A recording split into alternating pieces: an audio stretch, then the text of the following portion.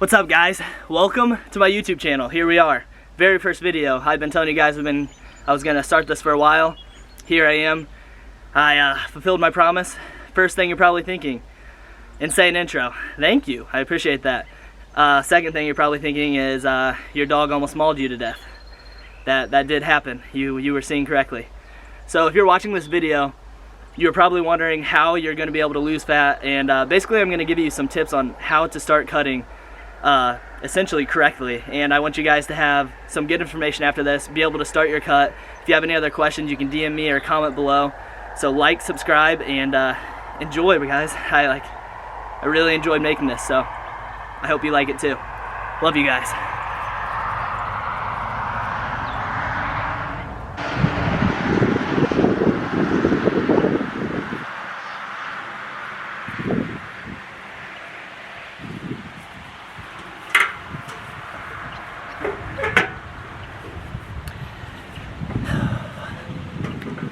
Alright guys, how's it going? Had to go in and change because that cardio got me a little bit sweaty, so here we are. Let's get to it. Okay, so I just want to say, if you see me looking at my phone at all, it's probably because I made some bullet points on here to keep myself on track. I don't wanna stray, because this video dang near could be like 20 minutes long if I just kept rambling and rambling and rambling. So, like I said earlier, I'm going to be talking in this video about how to lose fat efficiently. And I want you to notice how I said fat and not weight, because there's a huge difference between the two, and I'm going to get to that later. There are 3 big mistakes that I see a lot of people make, and a lot of people DM me about and tell me about, and I want to get those to you guys first. So one of those is that a lot of people focus so much on the scale when they start cutting, and what they should be focusing on is how their body composition looks, how they look in the mirror, the changes they see in different parts of their body, because each and every person is different.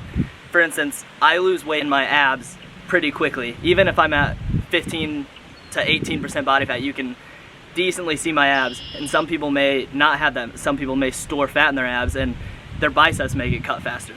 So it's important to realize this and to see the changes happening in the mirror, and especially if you're a beginner, because if you're a beginner, you're going to be making gains, so you're going to be gaining muscle and losing fat, so it's kind of going to balance out. And that's huge, because if you're just looking at the scale, you're going to get so much in your head, and you're going to start freaking out thinking, why am I not making any progress? You're going to come to me, you're going to come to somebody you think is more experienced, and you're going to say, why am I not losing weight? Explain this to me. And that's what I'm going to say. Okay, one of the other biggest mistakes that somebody actually DM'd me about pretty recently is about doing too much cardio when you're starting to cut.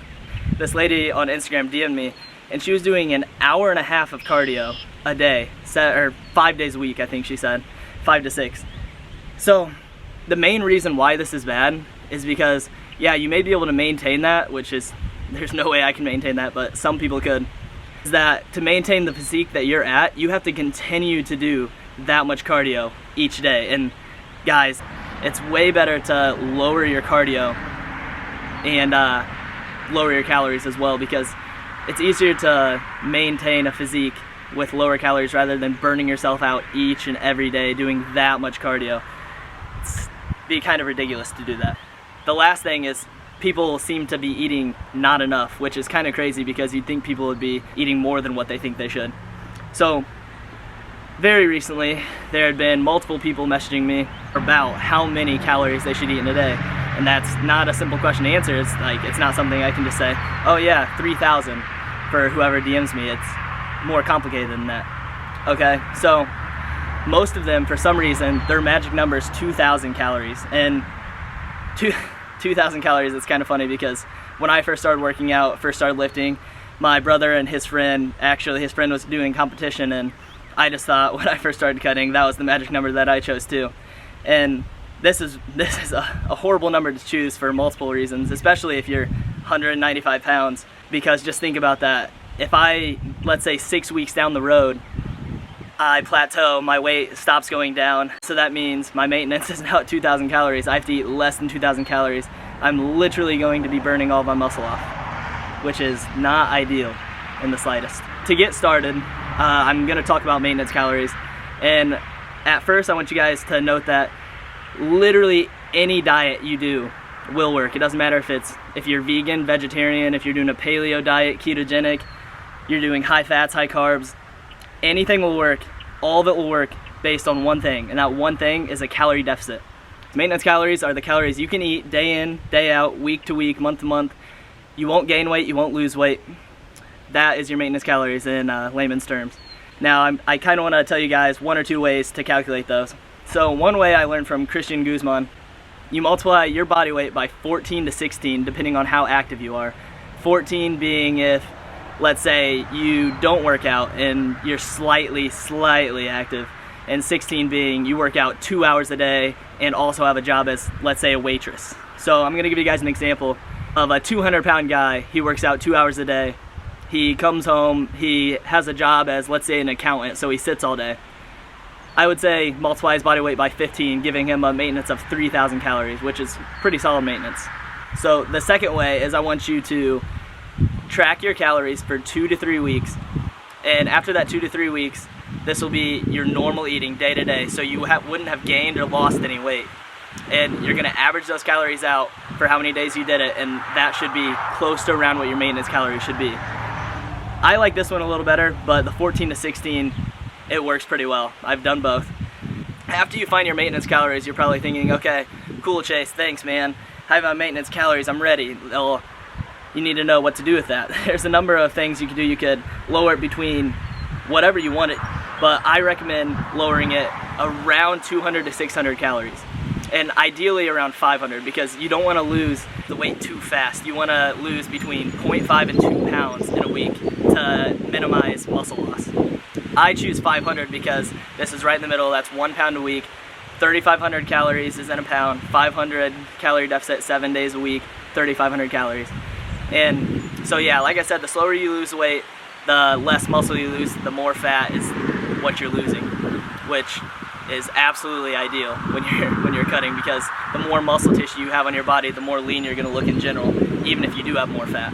Let's say 6 to 7 weeks down the line, your weight starts to plateau. 2 to 3 weeks in a row, you're at the same exact weight, and you're wondering what you should do. You can do two things. You could lower your calories again by, this time I would say 200 to 300 calories, because you don't want to go too low, or you could start adding some cardio sessions in. But like I said previously, if you add cardio in to keep that physique, you have to keep doing that cardio, because that is what's helping you stay in that calorie deficit. That being said, it does not matter what type of cardio you do. I know I would get so many messages about this, about whether you should do fasted cardio, high intensity cardio, low intensity, steady state. There's just so many different types of cardio out there, and people have a misconception that there's one that's better than the other, and that's not true. You just have to choose what works best for you, because that's the one you're gonna do. There is no magic cardio, and that's an important thing to know. So next, food choices. Food choices do matter. Some people would argue with that. Flexible dieting is huge now. I flexible diet. Honestly, every person I follow flexible diets. Let's say your maintenance is 2,500 calories. You can't just eat 2,000 calories worth of cookies and 500 calories worth of protein shake, because if you do that, then you're not going to get the right macronutrients that you need, first of all. Second of all, you're going to feel sluggish throughout the entire day. And third of all, you're going to be starving to death. You need to try and choose foods that are going to fill you up, like oats, rice, sweet potato, vegetables, fruits, chicken, salmon. All of these things are things that you can eat in larger quantity that take up less calories. And honestly, guys, you kind of want to choose foods like this, and trust me when I say that whole foods will make you feel better. Processed foods, they'll make you feel kind of sluggish, and I know you can still have some of them, but if you're eating whole foods, your body's going to feel tighter, you're going to have more energy for the gym, for just your life in general, your day-to-day stuff. Okay, the last thing I want to talk about is supplements, because I can't even tell you guys how many DMs I get about supplements. People want supplements, people want to know what supplements to take, and honestly guys, even when you're cutting, supplements take whey protein after you work out, creatine every day, because creatine's awesome. Creatine is the most studied supplement, it works. What supplements not to take? Fat burners. Everyone wants to take a fat burner. I don't know why everyone wants to take a fat burner. Fat burners are glorified caffeine pills. their caffeine pills. And I know some of I'm gonna get some DMs of people saying, oh, it has green tea extract and L-carnitine and CLA and yohimbe and all these different big words that probably you guys don't really understand, and that might be another video. But regardless, supplements are meant to supplement a healthy diet and workout plan, and that's huge, guys. The faster you learn that, the better you're gonna be off. I will say that if you are in those last stages of your cut, you can't get that last layer of fat off, it might be something you want to try. It might work for you. Everyone's different. The last thing I want to say is that this industry is not a one-size-fits-all. One thing could work for you, and you could tell your best friend to do the exact same thing, and it won't work for them. It's because everyone's body is different. Everybody is genetically different, and that's why there's so many different variables, so many different factors, so many different diets, so many different everything, workouts, types of cardio, types of lifts, splits, because everyone's body's different. And that is very good to know, and you guys should definitely at least take that away from the video and try and keep learning and learning, because everyone around you has so much knowledge to give. And if you're not trying to absorb all of it, then I don't know what to tell you, guys. You're not gonna keep going up and up and up, because that knowledge is super valuable, super valuable.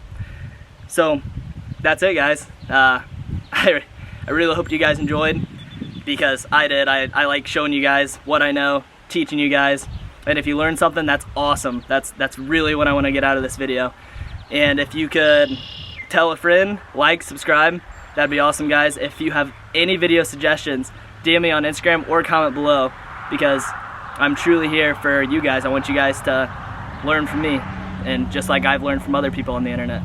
So I'll see you guys later. Thanks for watching.